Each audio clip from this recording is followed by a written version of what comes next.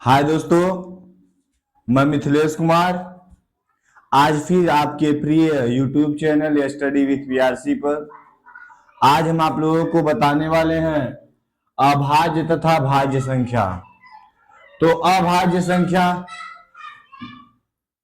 वे प्राकृतिक संख्याएं जो केवल एक और स्वयं से पूर्णतः विभाजित होती हैं उन्हें अभाज्य संख्या कहते हैं।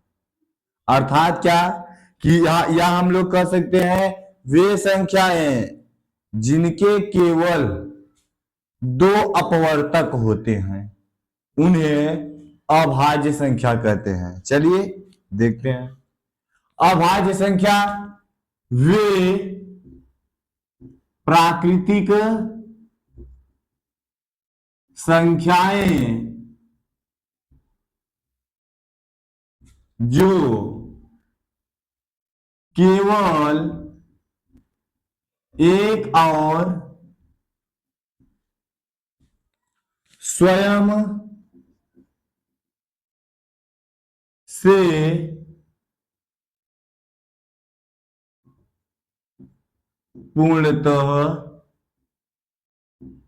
पूर्णतः विभाजित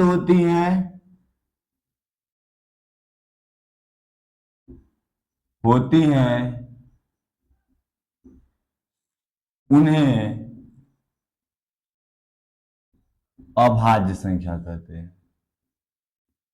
अभाज्य संख्या कहते हैं।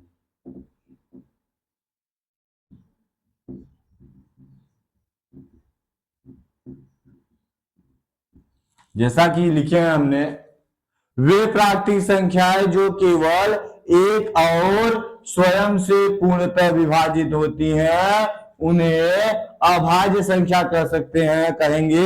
या आप लोग अथवा करके लिख लीजिए एक और परिभाषा जो आपको जल्दी कोई नहीं बताता होगा। अथवा क्या कि वे संख्याएं जिनके केवल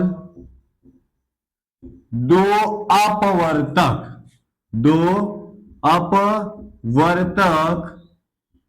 होते हैं उन्हें अभाज्य संख्या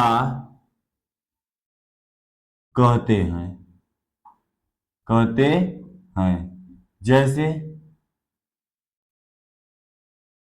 क्या दो, ये जो दो है ये हमारा क्या कहे कि ये अभाज्य संख्या है। क्यों? क्योंकि ये केवल एक से कटेगा और दो से कटेगा, मतलब एक से कट रहा है और स्वयं से विभाजित हो रहा है, इसलिए यह क्या है? अभाज्य संख्या है। और क्या आप कह सकते हैं जैसे तीन क्या है? अभाज्य है। क्यों? क्योंकि यह केवल एक और तीन से कटेगा, अर्थात एक से और स्वयं से विभाजित होगा, इसलिए तीन भी क्या है? अभाज्य संख्या है। और चार हमारी अभाज्य संख्या नहीं है। क्यों? क्योंकि चार एक से कटेगा, दो से कटेगा और चार से कटेगा। लेकिन जो अभाज्य संख्या की परिभाषा है वह यह कहती है कि वे प्राकृतिक संख्याएं अभाज्य संख्या कहलाती हैं जो केवल एक और स्वयं से विभाजित होती हैं। और क्या हो सकता है? पांच भी हमारा क्या है? अभाज्य संख्या है, क्योंकि यह केवल क्या एक और पांच से विभाजित होगा। इसी तरह आगे आपको बहुत सी अभाज्य संख्याएं मिल जाएंगी। अब हम बात करते हैं भाज्य संख्या के लिए। भाज्य संख्या, तो भाज्य संख्या इसका जस्ट अपोजिट है। क्या? कि वे संख्याएं जो एक और स्वयं के अलावा, अर्थात एक और स्वयं के अतिरिक्त किसी अन्य संख्या से भी विभाजित होती हैं उन्हें भाज्य संख्या कहते हैं। क्या? कि वे प्राकृतिक संख्याएं वे प्राकृतिक संख्याएं जो एक और स्वयं के अतिरिक्त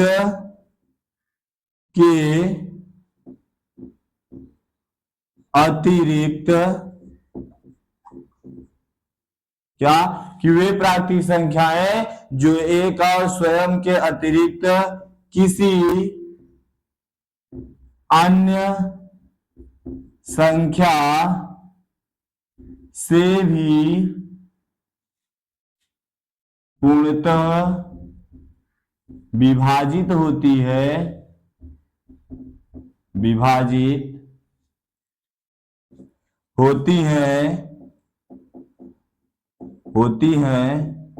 उन्हें भाज्य संख्या कहते हैं। भाज्य संख्या कहते हैं।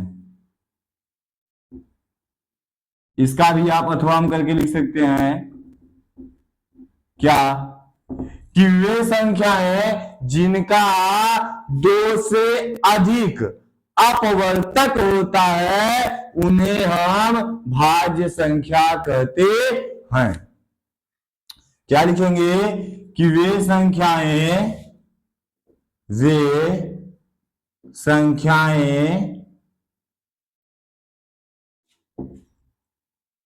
जिनके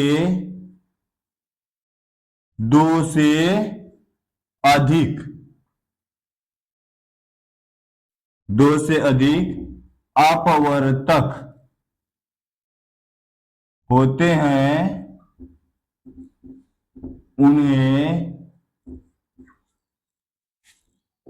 भाज्य संख्या कहते हैं। जैसे 4 जो है ये हमारा 1 से कटेगा, 2 से कटेगा और किससे कटेगा? 4 से भी कटेगा। इसका मतलब एक और स्वयं के अलावा भी किससे कट रहा है? 2 से कट रहा है, इसलिए हमारा क्या है? भाज्य संख्या है। और क्या हो सकता है? 6 हमारा 1 से कटेगा, 2 से कटेगा, 3 से कटेगा और 6 से कटेगा, इसलिए यह क्या है? भाज्य संख्या। यह एक और स्वयं के अलावा भी अन्य दूसरी संख्याओं से क्या हो रहा है? विभाजित हो रहा है, कट रहा है।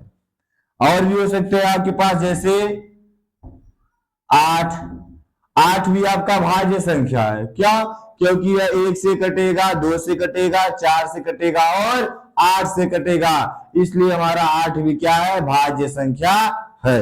इसी प्रकार से हम आगे भी बहुत सी हमें भाज्य संख्याएं मिलेंगी। तो देखिए आपके यहाँ इस परिभाषा में 2 टॉपिक मिला है। अपवर्तक मिला है ना, देखो यहाँ लिखा है, दिखाई दे रहा है साफ साफ। अपवर्तक। अगर आपको अपवर्तक और अपवर्त जानना है तो बने रहिए अगले वीडियो में यस्टडी विथ पीआरसी के साथ। अब आपको हम अगले वीडियो में बताएंगे कि अपवर्तक और अपवर्त क्या होता है। अगर आपको वीडियो पसंद आया हो तो चैनल को, नए हो तो सब्सक्राइब कर लेना, अगर पुराने हो गए हो तो लाइक करना और शेयर करते रहना। और एक बात का ध्यान देना, अपवर्त और अपवर्तक अब इसके बाद ही जाएगा, तो अगर आप सब्सक्राइब कर लेंगे और उसके बाद बेल आइकन पे जाके ऑल पे क्लिक कर देंगे ना, तो सबसे पहले आप तक पहुंचेगा। तो आप करेंगे ना क्या? सब्सक्राइब। मिलते हैं अगले वीडियो के साथ, तब तक के लिए जय हिंद, जय भारत।